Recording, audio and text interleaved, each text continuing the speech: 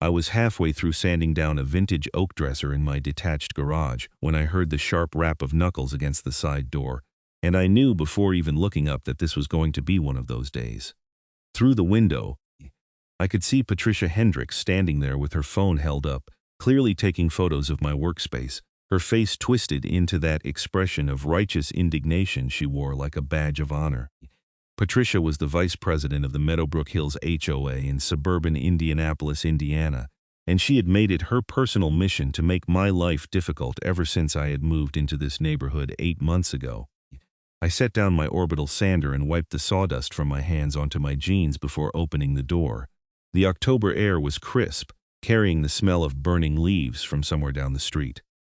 Patricia stood there in her pressed khaki pants and a burgundy sweater that probably cost more than my entire tool collection, her highlighted blonde hair cut in that aggressive bob that seemed to be standard issue for women who spent their free time reporting their neighbors to various authorities. "Can I help you, Patricia?" I asked, keeping my voice neutral. She held up her phone, showing me the photos she had just taken. "Darren Young, I am documenting this illegal business operation you are running from your residence. This is a clear violation of the HOA covenants, not to mention city zoning laws." I looked past her at my garage, which was admittedly full of woodworking equipment. My table saw sat in one corner, my planer and jointer against the back wall, and several pieces of furniture in various states of restoration occupied the remaining floor space. The garage door was open, letting in natural light and ventilation while I worked. "Patricia, we have been over this before," I said, fighting to keep the frustration out of my voice. "I am not running a business. This is a hobby workshop. I restore furniture for myself and occasionally for friends and family. That is not what I have observed," she snapped. "I have seen people coming and going from your property, picking up items. You are clearly selling these pieces, which makes this a commercial enterprise operating in a residential zone. My brother picked up a coffee table I refinished for him last month. My neighbor John got a chair I fixed up because his wife liked it.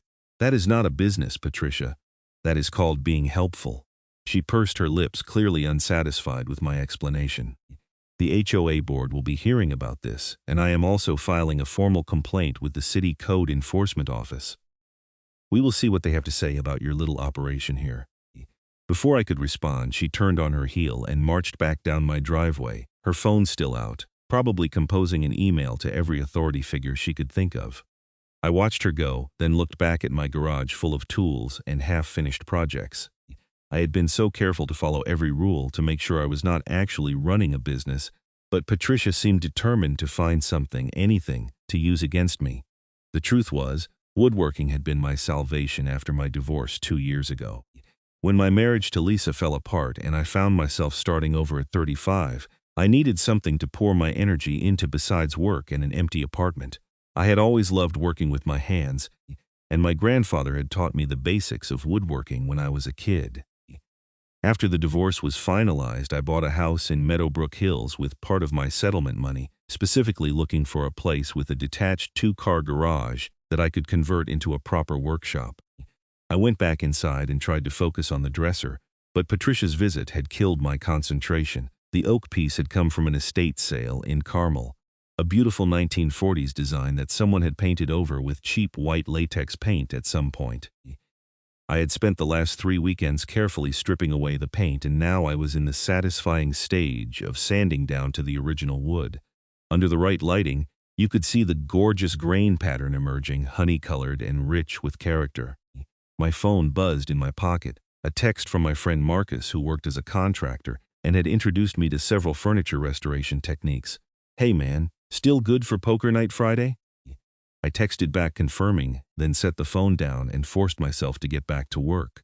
The dresser would not restore itself, and I had promised my sister Gina that she could have it for her daughter's room once it was finished. That was the thing Patricia did not seem to understand or care about. Everything I did in this garage was for me or for people I cared about. I had never sold a single piece of furniture, never advertised my services, never operated as anything remotely resembling a business. But Patricia saw what she wanted to see, which was violations and problems where none existed. 3 days later, I came home from my job at the architectural firm downtown to find a notice stuck to my front door. The envelope was from the Indianapolis Department of Code Enforcement, and my stomach dropped as I opened it. Inside was a formal complaint notice stating that a report had been filed regarding possible zoning violations at my address, specifically the operation of a commercial workshop or manufacturing facility in a residentially zoned area. An inspector would be visiting my property on Thursday, October 19th, at 10 in the morning to investigate the complaint. I read through the notice 3 times, my hands shaking slightly. I knew I had not done anything wrong, but there was something deeply unsettling about having a government inspector coming to examine your home. I immediately called my friend Derek, who was a real estate attorney, and read him the notice over the phone. "Do not worry too much about this," Derek said after listening to my explanation. "Code enforcement gets these complaints all the time, especially in neighborhoods with active HOAs. Just make sure you are home when the inspector comes, be cooperative, and show them that you are not operating a business. Do you have any business licenses, tax filings, business bank accounts, anything like that related to the workshop?" "No, nothing," I said, "because it is not a business. I have never even considered making it one." "Then you should be fine. The inspector will see that you just have a hobby workshop, write it up in their report, and that will be the end of it. Patricia will have wasted everyone's time, including her own." I thanked Derek and hung up, feeling somewhat better but still anxious. Thursday was only 2 days away, which meant I had limited time to make sure everything in my garage was organized and clearly personal rather than commercial. Not that it should matter, I reminded myself. I had nothing to hide that evening. I went out to the garage and looked at it with fresh eyes, trying to see it the way an inspector would. My tools were all clearly personal use equipment, nothing industrial scale. I had a standard table saw, not a commercial cabinet saw. My planer was a lunchbox model, not a stationary industrial unit. Everything was sized for a hobbyist, not a professional operation. The furniture pieces I currently had in various stages of work included the dresser for my niece, a bookshelf I was building for my living room, and a small side-eye table that I had picked up at a thrift store just because I liked the challenge of restoration. I spent the next hour cleaning and organizing, making sure that sawdust was swept up, tools were properly stored, and everything looked like what it was, a well-equipped hobby space. As I worked, I found myself getting angry all over again at Patricia and her meddling. This was my home, my property, my garage. As long as I was not breaking any laws or HOA rules, what I did here should be nobody's business but mine. Wednesday evening, I got another surprise. I was eating dinner when my doorbell rang, and I opened it to find my neighbor from across the street, Bill Henderson, standing on my porch. Bill was in his early 60s, retired from some corporate job, and had always been friendly in a distant, neighborly sort of way. "Darren, I hope I am not interrupting your dinner," Bill said, "but I wanted to talk to you about something I heard." "Come on in," I said, opening the door wider. "I was just finishing up. Can I get you a beer?" "That would be great, thanks." We settled in my living room, and Bill took a long drink from his bottle before speaking. "I heard from my wife, who heard from Linda Chen, who heard from Patricia Hendricks, that you are having some trouble with the HOA over your workshop." I nodded. "Patricia reported me to code enforcement. I have an inspector coming tomorrow morning." Bill shook his head, his expression sympathetic. "Patricia is something else, I tell you. She has been trying to get me in trouble for the last 6 months because I have a basketball hoop in my driveway. Claims it is unsightly and violates the community standards. Never mind that 3 other houses on this street have basketball hoops, including her next-door neighbor." "Why does she have it out for you?" I asked. "Because I voted against her proposal to ban all street parking in the neighborhood last year. She wanted everyone to keep their driveways completely clear at all times. No cars visible from the street except in garages. It was ridiculous and would have made it impossible to have guests over. The board voted it down, but Patricia does not forget a slight." I laughed, though it was not particularly funny. "So she is just vindictive." "Oh, absolutely, but here is the thing I wanted to tell you. Patricia does not actually have as much power as she thinks she does. She is vice president of the HOA board, but the president is Tom Morrison, and Tom is actually a reasonable guy. I talked to Tom earlier today, told him what Patricia was doing, and he said the board never authorized her to file any complaints about your workshop. She did that on her own." This was interesting news. "So the HOA as an organization is not coming after me?" "Nope, just Patricia on her personal crusade. Tom said to tell you that as far as he is concerned, if code enforcement clears you tomorrow, which he fully expects they will, then the HOA considers the matter closed. Patricia can complain all she wants, but unless you are actually violating some covenant or ordinance, there is nothing she can do. I felt a weight lift off my chest. That is really good to hear, Bill. Thank you for coming over to tell me. No problem. And listen, if the inspector gives you any trouble tomorrow, which I doubt they will, you let me know. I know a couple of people in the city government who might be able to help straighten things out. After Bill left, I felt considerably better about the whole situation. Patricia might be a problem, but at least I did not have the entire HOA board against me. That was something. Thursday morning arrived with gray skies and a light drizzle. I had taken the day off work, telling my boss I had a home maintenance issue to deal with, which was not exactly a lie. At 9:30, I was already in the garage, nervously double-checking that everything was in order. My coffee had gone cold on the workbench, and I kept glancing at my watch, counting down the minutes until 10 o'clock. The inspector arrived at 9:55, pulling up in a white city sedan with an official seal on the door. I watched from the garage as a man in his 50s climbed out, carrying a clipboard and what looked like a digital camera. He was wearing khaki pants and a polo shirt with the city logo embroidered on the chest, and he had the tired, seen-it-all expression of someone who had been doing this job for a very long time. I walked out to meet him, extending my hand. "Good morning. I am Darren Young." He shook my hand with a firm grip. "Robert Martinez, Code Enforcement Inspector. I am here about a complaint filed regarding possible zoning violations. I understand you have a workshop on the premises?" "Yes, sir. It is in the detached garage right here. Would you like to take a look?" "That is why I am here," he said, but his tone was not unfriendly.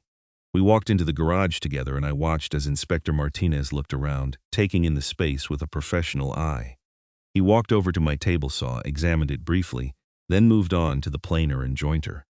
He looked at the furniture pieces I had in progress, walked around the perimeter of the garage, and took several photos with his camera.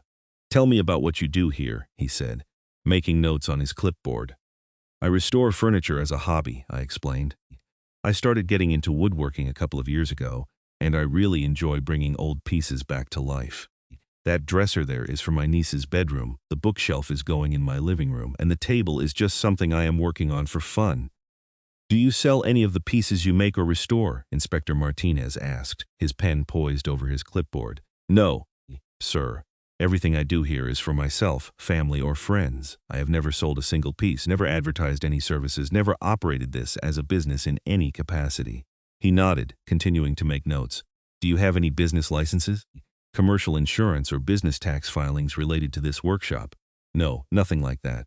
I work full-time as an architectural designer downtown. This is purely a personal hobby."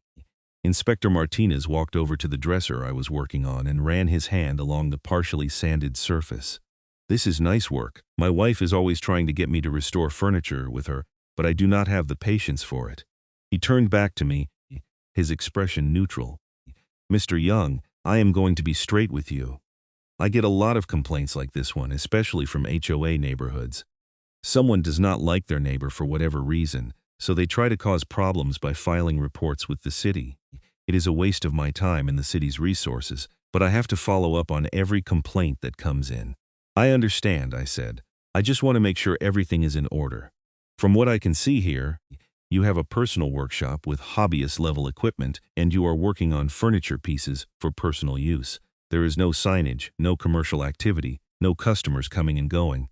This is clearly not a business operation." He made a final note on his clipboard and looked up at me. "I am clearing you on the spot. There is no zoning violation here. You are well within your rights to have a hobby workshop in your garage." The relief that washed over me was intense. "Thank you, Inspector Martinez. I really appreciate you being reasonable about this." "Just doing my job," he said. "I will file my report with the city, and we will send you a formal letter confirming that no violation was found.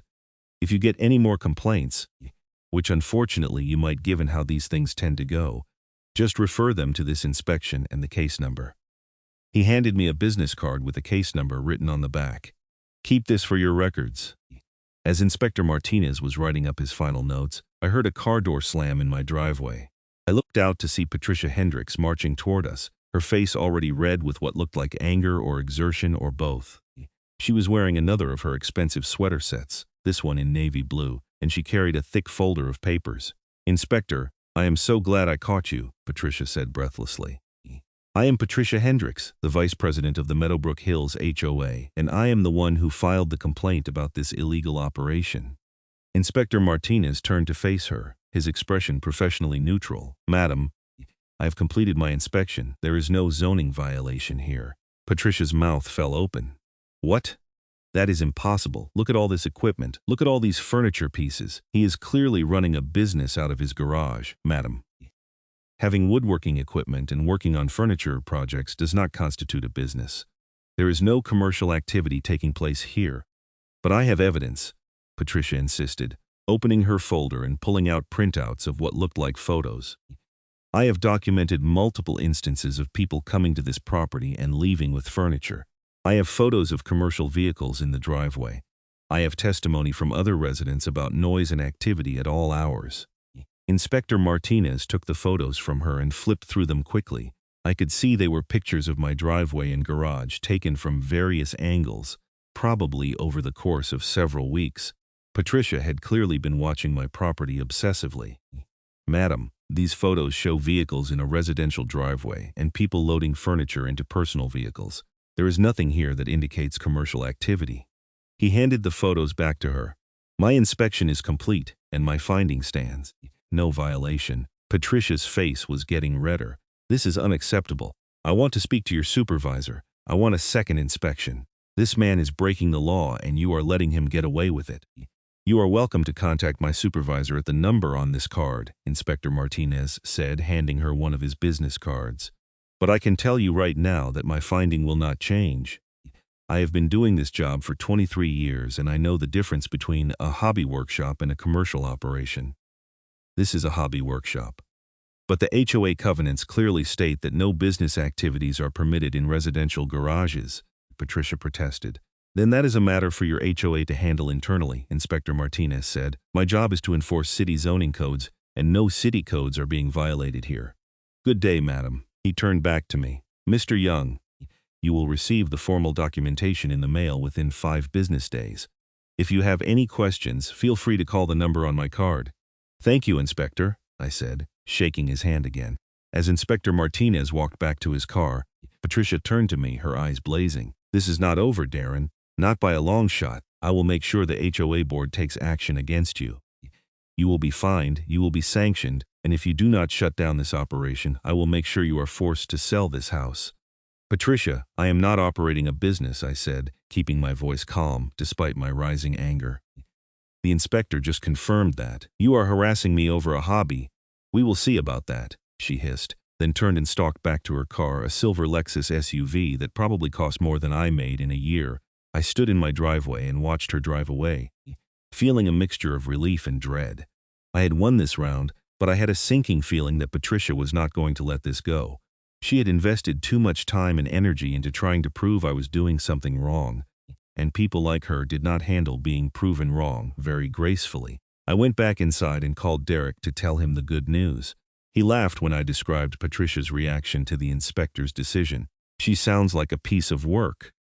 But legally, you are in the clear now. The city has found no violation, so even if she tries to pursue this through the HOA, you can point to the official inspection results. Most HOA covenants defer to local zoning laws anyway. She threatened to get me fined and sanctioned by the HOA, I said. She can try, but she would need board approval for any official action. And from what you told me about your conversation with your neighbor Bill, the HOA president is not on her side. I would not worry too much about it. I thanked Derek and hung up, then made myself another cup of coffee and tried to settle my nerves. The inspection had gone better than I could have hoped, but the confrontation with Patricia had left me rattled. There was something deeply unsettling about having someone that focused on making your life difficult. That evening, I was working in the garage again, trying to get back into the rhythm of sanding the dresser, when my doorbell rang.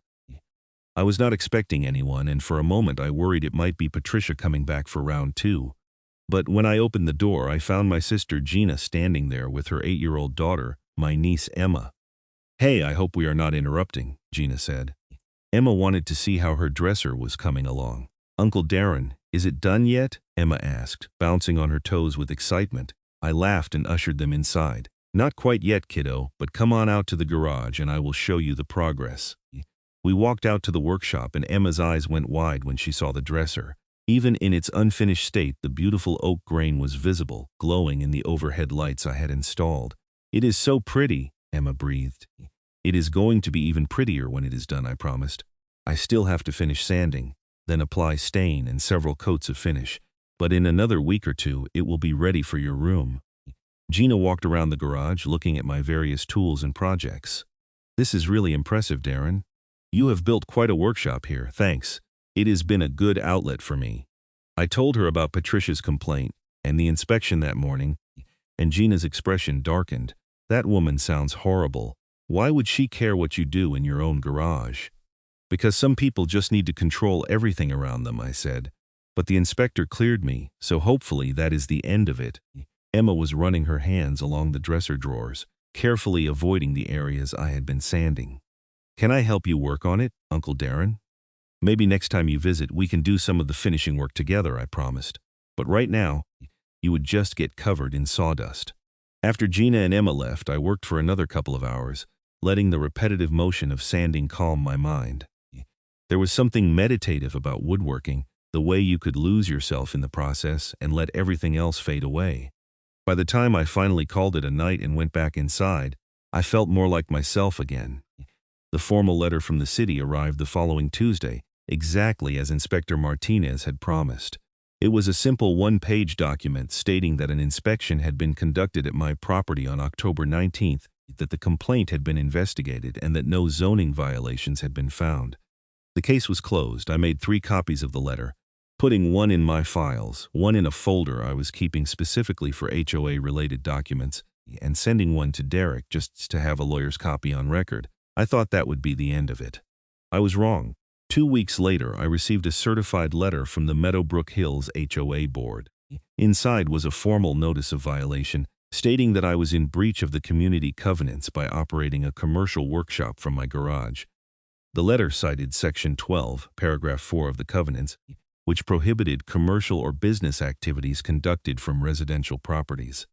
I was being fined $500 and ordered to cease all business activities immediately or face additional penalties. I read the letter 3 times, my anger building with each reading. This was absurd. The city had cleared me.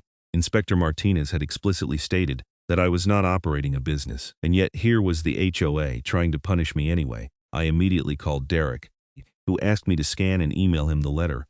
20 minutes later, he called me back. "This is interesting," he said. "Did you know that Patricia Hendricks signed this letter as vice president of the HOA?" "I saw that, yes. But there is no co-signature from the HOA president or any indication that this action was approved by the full board. That is unusual. Normally, any formal violation notice would be approved by the board and signed by the president. This looks like Patricia might be acting on her own authority again. Can she do that? Technically, maybe, depending on how the HOA bylaws are written, but it is definitely questionable. Here is what I would do. First, request a hearing before the full HOA board to contest the violation. You have the right to do that under Indiana law. Second, prepare a response letter citing the city inspection and Inspector Martinez's findings. And third, I would suggest you attend the next HOA board meeting and address this directly. When is the next meeting?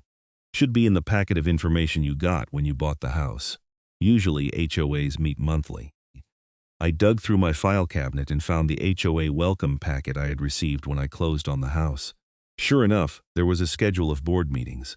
The next one was scheduled for Thursday, November 2nd, at 7 in the evening at the Meadowbrook Hills Community Clubhouse. I spent the next few days drafting my response to the violation notice, with Derek reviewing and editing it. The final version was professional but firm, stating that I disputed the violation, that a city inspection had found no commercial activity, and that I was requesting a formal hearing before the board. I sent it via certified mail to both the HOA management company and Patricia Hendricks directly. The days leading up to the board meeting felt like preparing for battle. I printed out copies of the city inspection letter, photos of my workshop showing its personal nature, and a written statement explaining my hobby and why I was not running a business. I even got a letter from my employer confirming my full-time employment as an architectural designer, showing that I had a primary occupation and no need for a side business. Marcus offered to come to the meeting with me as moral support, but I declined. I did not want to make it look like I needed backup. This was something I needed to handle on my own. The Meadowbrook Hills Clubhouse was a nice facility, with a main room that could be rented for events, a small fitness center, and a meeting room where the board gathered monthly. I arrived at 6:45, wanting to be early, and found the meeting room already had about 15 people in it. The board members sat at a long table at the front of the room. Tom Morrison, the president, a distinguished-looking man in his early 50s. Patricia Hendricks, looking smug and satisfied, and 3 other board members I recognized from around the neighborhood but had never formally met. I took a seat in the second row of chairs facing the board table. A few other residents were scattered around the room, probably there for their own issues or just out of curiosity. Tom Morrison called the meeting to order at precisely 7 o'clock, and they began working through their agenda. There were discussions about landscaping contracts, pool maintenance for next summer, and a proposal to install new playground equipment in the neighborhood park. Finally, after about 30 minutes, Tom looked down at his papers and said, "Next item on the agenda is a code violation dispute from Mr. Darren Young regarding alleged commercial activity." "Mr. Young, I believe you are here?" I stood up. "Yes, sir, I am here. Please come forward and present your case to the board." I walked to the front of the room, my folder of documents in hand. I could feel Patricia's eyes on me, boring into the side of my head. I took a breath and began. "Thank you for hearing me tonight. I received a violation notice 2 weeks ago, stating that I was operating a commercial workshop from my garage. I am here to dispute that violation because it is not accurate." I handed out copies of the city inspection letter to each board member. As you can see, the Indianapolis Department of Code Enforcement conducted a full inspection of my property on October 19th. Inspector Robert Martinez examined my workshop and determined that no commercial activity is taking place. I am not running a business. I have a hobby workshop where I restore furniture for myself and occasionally for family and friends. Patricia leaned forward. "Mr. Morrison, with all due respect, the city inspection is irrelevant. Our HOA covenants prohibit business activities regardless of whether they technically meet the definition of a commercial operation under city zoning codes. The covenant says any business activity, not just licensed businesses." Tom held up a hand. "Let Mr. Young finish, Patricia," I continued. "I understand the HOA's concern about business activities, but what I am doing does not constitute a business by any reasonable definition. I do not advertise, I do not have customers, I do not charge money, I do not have business insurance or licenses. I work on furniture in my garage the same way other residents might work on cars or build model trains or do any other hobby that requires tools and space." I handed out photos of my workshop. As you can see, my equipment is all consumer-grade, hobbyist-level tools. There is nothing industrial or commercial about my setup. One of the other board members, a woman whose name I thought was Sandra, spoke up. "Mr. Young, Patricia has presented evidence that people have come to your property and taken furniture away. Can you explain that?" "Yes, madam. My brother picked up a coffee table I refinished for him. My sister is going to pick up a dresser I am working on for my niece. A neighbor got a chair I fixed up because his wife admired it. These are personal transactions between friends and family, not business dealings." Patricia was shaking her head. "This is semantics. He is producing furniture and distributing it to people. That is a business activity. By that logic, anyone who bakes cookies and gives them to neighbors is running a bakery business," I said, unable to keep the frustration out of my voice. "Anyone who fixes their friend's car is running an auto repair business. That is not how businesses work." Tom Morrison looked down at the documents I had provided, then looked up at Patricia. "Patricia, when you brought this violation to the board's attention, you said you had clear evidence of commercial activity. Based on what I am seeing here, including the city inspection results, I am not convinced that Mr. Young is violating our covenants." Patricia's face flushed. "Tom, we cannot allow residents to just do whatever they want in their garages. If we let this slide, what is next? Someone opening a car repair shop, a daycare center? We have standards in this community." "We also have to be reasonable," Tom said. He turned to the other board members. "I would like to call for a vote on whether Mr. Young's workshop constitutes a violation of our covenants. All in favor of upholding the violation?" Patricia's hand shot up immediately. The other 3 board members looked at each other uncertainly, and none of them raised their hands. "All opposed to upholding the violation?" Tom and the 3 other board members raised their hands. The motion fails 4-1. The violation is dismissed, and the fine is rescinded. Tom looked at me. Mr. Young, you are free to continue your hobby without interference from the HOA. Thank you for presenting your case so thoroughly. I felt like a weight had been lifted off my chest. Thank you, Mr. Morrison. Thank you all. As I gathered my papers and returned to my seat, I could feel Patricia glaring at me. She leaned over and whispered something to Tom, but he shook his head and moved on to the next item on the agenda. I stayed for the rest of the meeting out of courtesy, but I was barely paying attention. I had won. The HOA had officially cleared me. After the meeting ended, Tom Morrison approached me as I was heading for the door. Mr. Young, I want to apologize for the hassle you have been put through. Patricia should not have issued that violation notice without board approval. I have had a conversation with her about following proper procedures in the future. I appreciate that, Mr. Morrison. I really do just want to be left alone to enjoy my hobby. I understand. For what it is worth, I think what you are doing is great. This neighborhood could use more people who actually work with their hands and create things. He shook my hand. If you have any more problems, please reach out to me directly. I thanked him and left, feeling like I could finally breathe normally again. The nightmare was over. Patricia had tried her best to make my life miserable, and she had failed, or so I thought. The next few weeks were blissfully quiet. I finished the dresser for Emma and delivered it to Gina's house, where my niece was absolutely thrilled with it. I started working on a new project, a rocking chair that I was building from scratch using plans I had found online. The weather turned colder as November progressed, and I installed a space heater in the garage so I could work comfortably even on chilly evenings. I did not see Patricia around the neighborhood much, which was fine with me.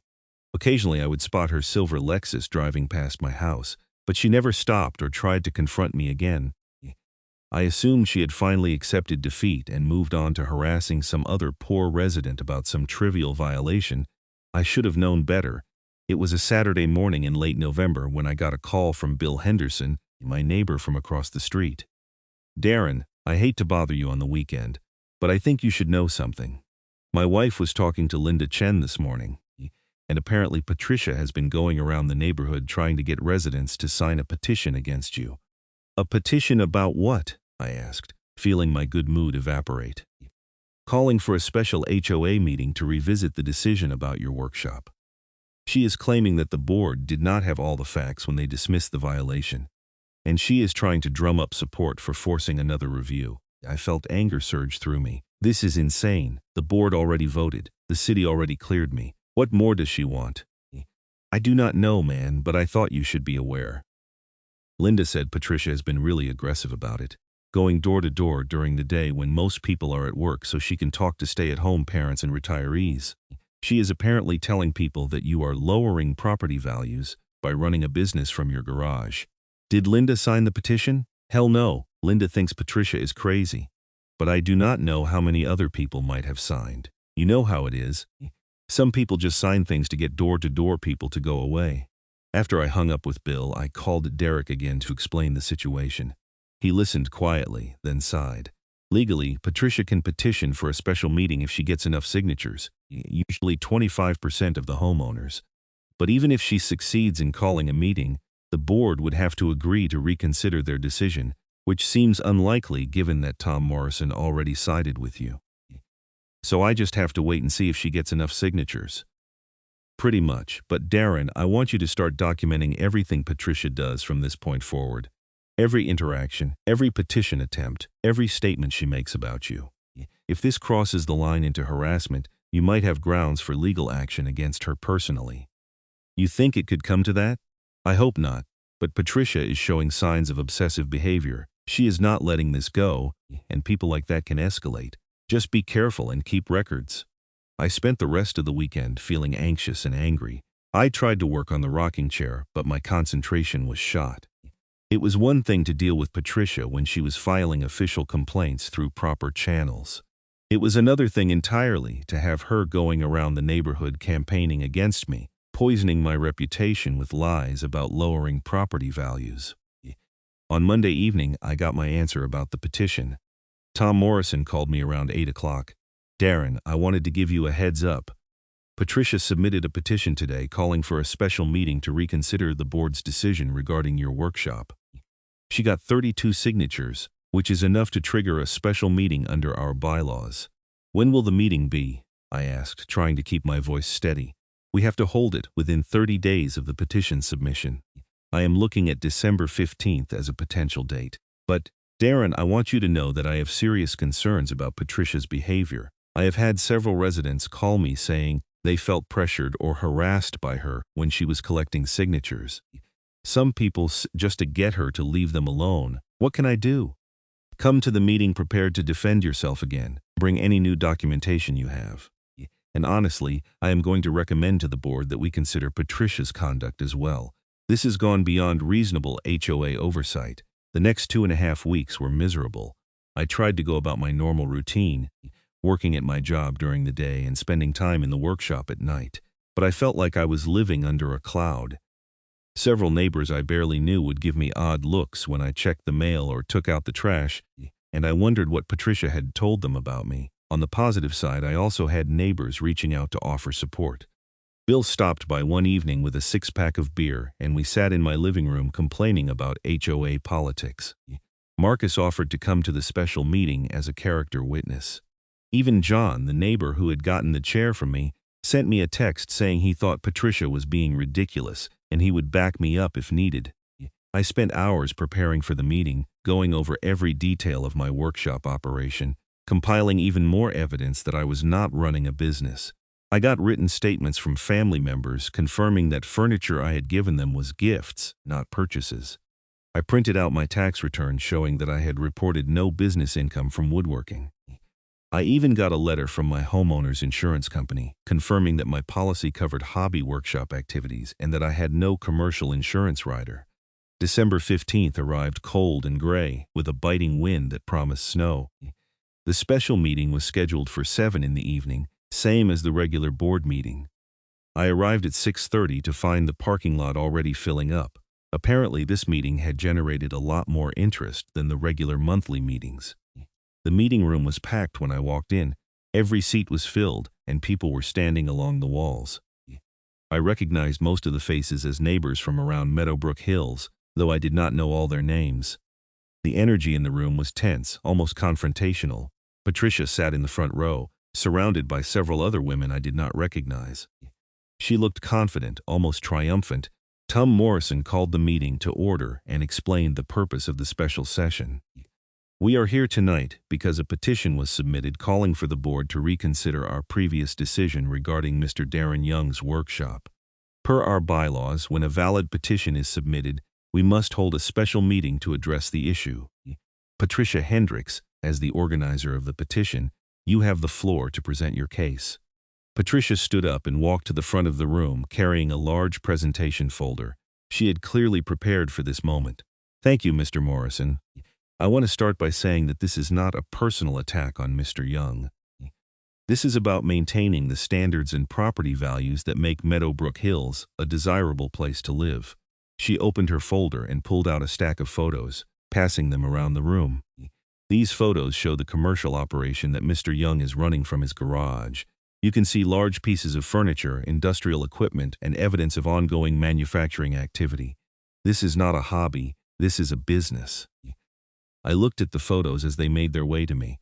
They were the same pictures she had shown Inspector Martinez, just printed larger.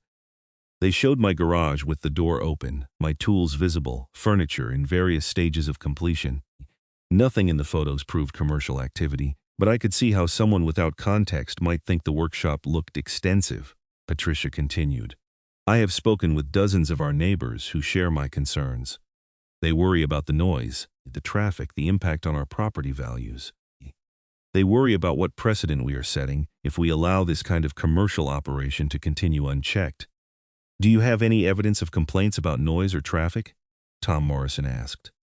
I have statements from several residents, Patricia said, pulling out more papers. Mrs. Johnson on Maple Drive says she can hear power tools running late at night. The Hendersons on Oak Lane say they have seen vehicles coming and going from Mr. Young's property at unusual hours. Bill Henderson stood up from his seat. Mr. Morrison, I would like to address that. My wife and I never said any such thing to Patricia. In fact, we have repeatedly told her that we have no problem with Darren's workshop, and we think she is wasting everyone's time with this witch hunt. Patricia's face flushed red. That is not what you told me when I spoke with you in October. I told you in October that I had seen Darren's brother pick up a coffee table. That is not the same thing as complaining about traffic. Patricia, you are twisting people's words to fit your narrative. Tom held up his hands. All right, let us keep this civil. Patricia, do you have any other evidence to present? She shuffled through her papers, clearly flustered by Bill's interjection.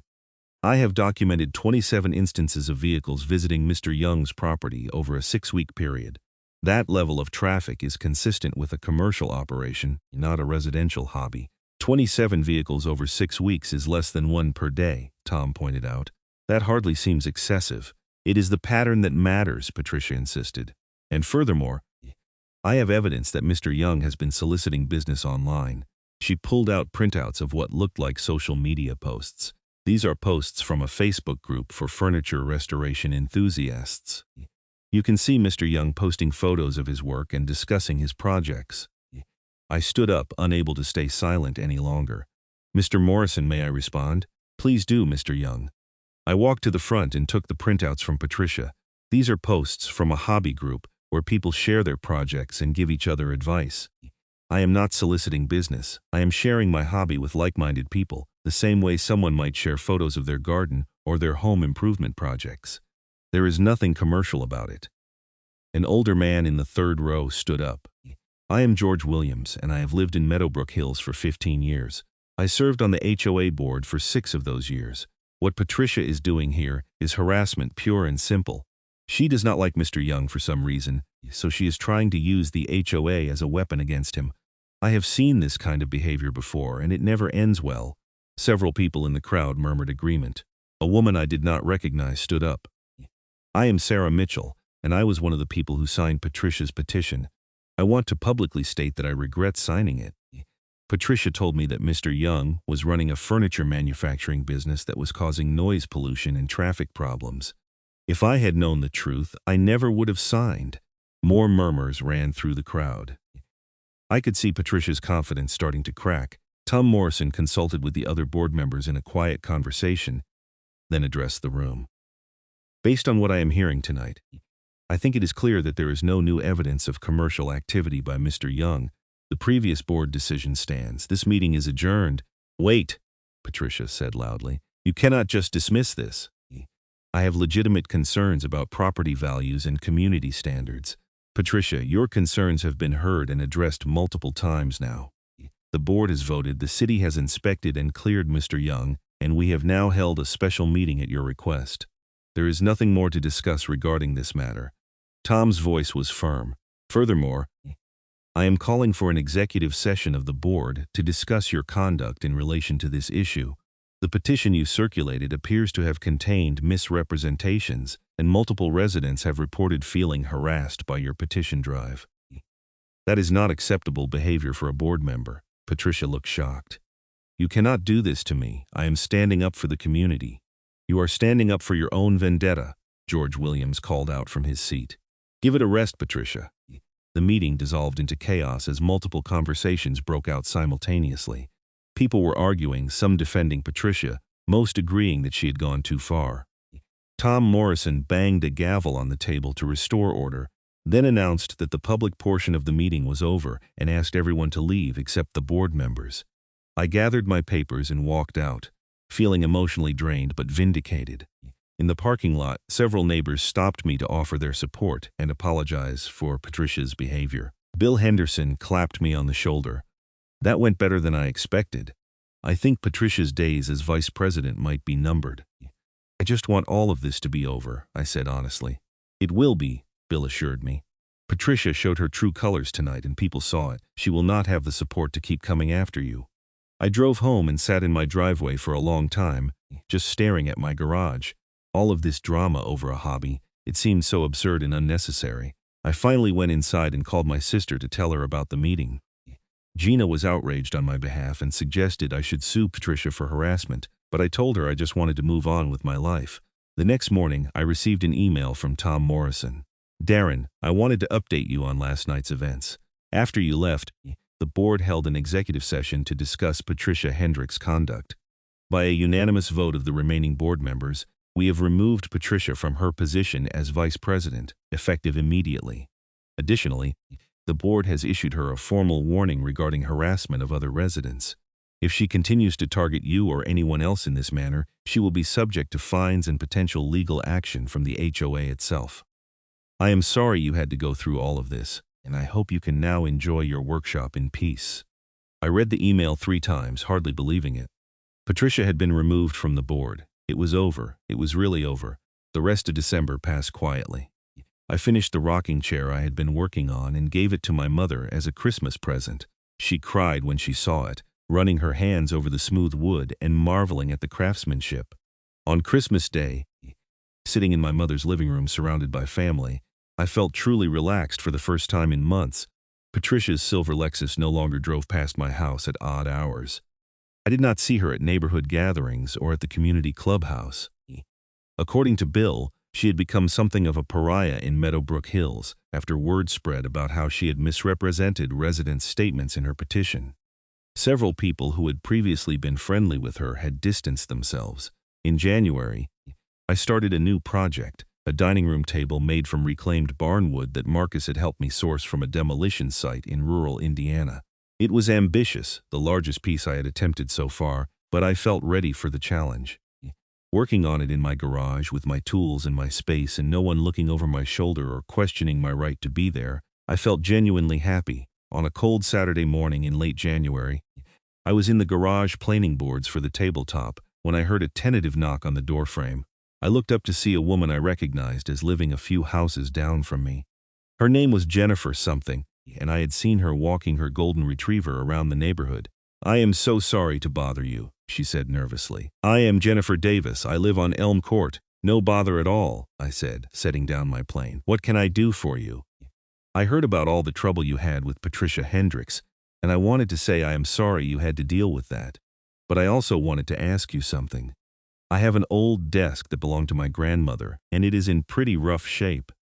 I was going to throw it away, but after seeing some of your work at the HOA meetings, I wondered if you might be able to restore it. I would be happy to pay you for your time and materials." I smiled and shook my head. "I appreciate the offer, but I do not take money for this. It is a hobby, not a business, but I would be happy to take a look at the desk and see if it is something I could help with. If it is salvageable, I will restore it for you as a neighborly favor." Jennifer's face lit up. "Really? That would be amazing. Let me bring it by sometime this week if that works for you." "Sure, just text me first so I know you are coming." After she left, I went back to work on the table, thinking about how far things had come in just a few months. I had moved to Meadowbrook Hills looking for a fresh start, a place to build a life after my divorce. Patricia had tried to make that impossible, to drive me out or force me to give up something that brought me joy.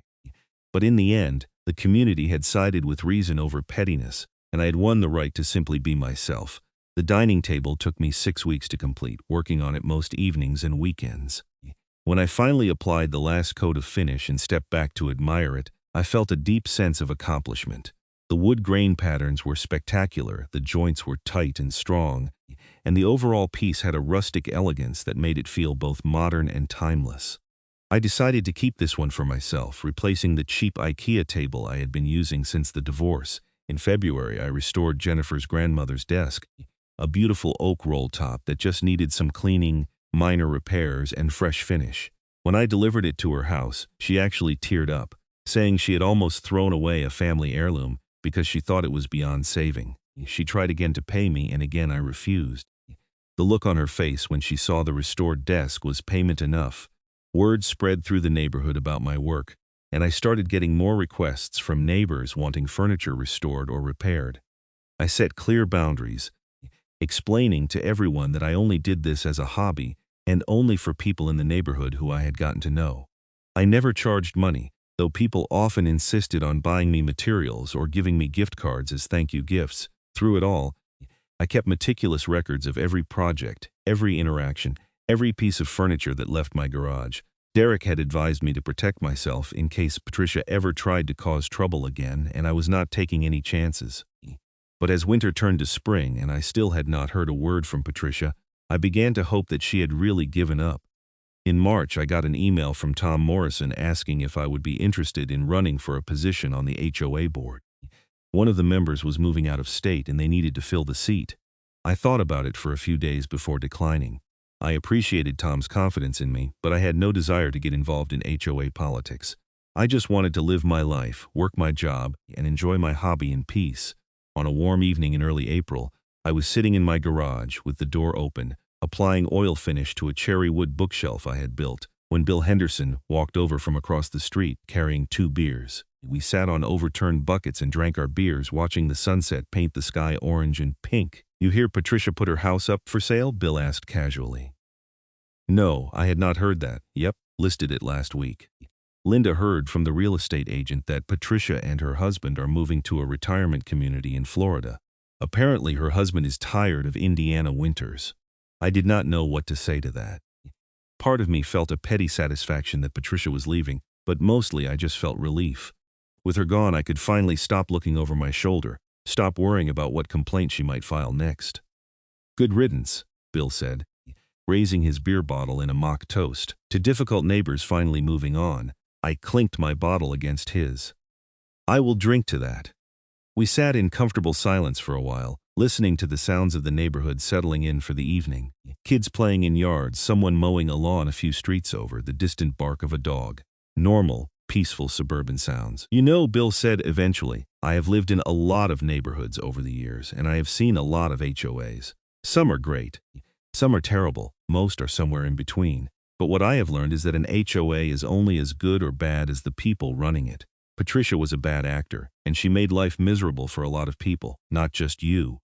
But Tom Morrison and the rest of the board, they are decent people trying to do right by the community. That matters." "It does," I agreed. I was ready to hate the entire concept of HOAs after dealing with Patricia, but Tom and the others restored my faith a bit. That is all we can ask for, really. Decent people trying to be fair. Bill drained the last of his beer and stood up. "Well, I should get back. Wife wants me to help her plant tomatoes before it gets dark. You coming to the neighborhood barbecue next month?" "Probably, yeah." After Bill left, I finished applying the oil to the bookshelf and then just sat for a while, enjoying the evening air and the quiet satisfaction of a job well done. The bookshelf would go in my living room, finally giving me a proper place to store the books that were currently stacked on my floor and coffee table. Another project completed, another small improvement to my life and my home. That night, lying in bed before falling asleep, I thought about everything that had happened since I moved to Meadowbrook Hills. The conflict with Patricia had been awful, stressful, and infuriating in equal measure. But it had also taught me something important about standing up for myself, about not letting unreasonable people dictate how I lived my life. I had been so beaten down by my divorce, so unsure of myself and my place in the world. Fighting for my workshop had given me back some of that confidence. In May, Patricia's house sold, and a young couple, with 2 small children, moved in. I introduced myself when I saw them unloading their moving truck, and they seemed friendly and normal. The husband mentioned he liked to work on cars in his spare time, and I joked that he better watch out for the HOA. He looked confused, so I gave him a brief summary of my experience with Patricia, framed as a cautionary tale about understanding the HOA rules. He laughed and said his previous neighborhood had an HOA president who tried to ban Christmas lights, so he knew the type. Life in Meadowbrook Hills settled into a comfortable routine. I worked my job, spent time with family and friends, and devoted my evenings and weekends to my workshop. I took on more ambitious projects, teaching myself new techniques through online videos and books. I built a platform bed frame for my bedroom, crafted a set of floating shelves for my sister's living room, and even tried my hand at some decorative wood turning, making a few bowls and vases on a lathe I picked up secondhand. The neighborhood gradually became more than just a place I lived. I got to know more of my neighbors, attended a few community events, even helped organize a charity garage sale that raised money for the local elementary school. People stopped thinking of me as the guy who had trouble with Patricia and started thinking of me as just Darren, the guy who lived on Birch Lane and did nice woodworking. In June, exactly 1 year after I had moved in, I hosted a small barbecue in my backyard. Bill and his wife came, along with Jennifer and her husband, Marcus, and a few other friends from outside the neighborhood. We grilled burgers and drank beer, and I gave tours of my workshop to anyone interested. Several people marveled at the projects I had completed, and Bill joked that I should start charging money and make a real business out of it. "Not a chance," I said, laughing. I learned my lesson about that. The sun set and we moved the party inside. people admiring the furniture I had made or restored for my own home. The reclaimed barnwood dining table was a particular hit, everyone running their hands over the smooth surface and examining the joinery. I felt proud in a way I had not felt in years, proud of what I had built with my own hands, proud of the life I was creating for myself. Later, after everyone had gone home and I was cleaning up, I stood in my garage doorway and looked out at the quiet street. The workshop behind me smelled of sawdust and wood finish, familiar and comforting scents that meant home now as much as any other part of the house. My tools hung neatly on the walls, projects in various stages filled the workspace, and everything was exactly as I wanted it. Patricia Hendricks had tried to take this away from me, had tried to force me to give up something that brought me genuine happiness. She had failed, and in failing, she had taught me something valuable. Not everyone would understand or appreciate what mattered to me, and that was okay. I did not need universal approval. I just needed to stand firm in who I was and what I valued. I closed and locked the garage door, turned off the lights, and went inside to finish cleaning up from the party. Tomorrow, I would start a new project, a jewelry box for my mother's birthday. It would be delicate work, requiring precision and patience, exactly the kind of challenge I loved, and I would do it here in my workshop in my home without fear or stress or looking over my shoulder. In the end, that was all I had ever wanted. The freedom to live my life on my own terms, to pursue my passions without interference, to be left in peace to create and build and grow. It was not too much to ask, and thanks to a reasonable code enforcement inspector, a fair-minded HOA board, and supportive neighbors, it was exactly what I had gotten. The workshop had been cleared. The inspector had found no violations. The board had ruled in my favor, and Patricia Hendricks was gone, off to make someone else's life difficult in a Florida retirement community. Justice, it turned out, sometimes actually prevailed, not always and not easily, but sometimes. And that was enough.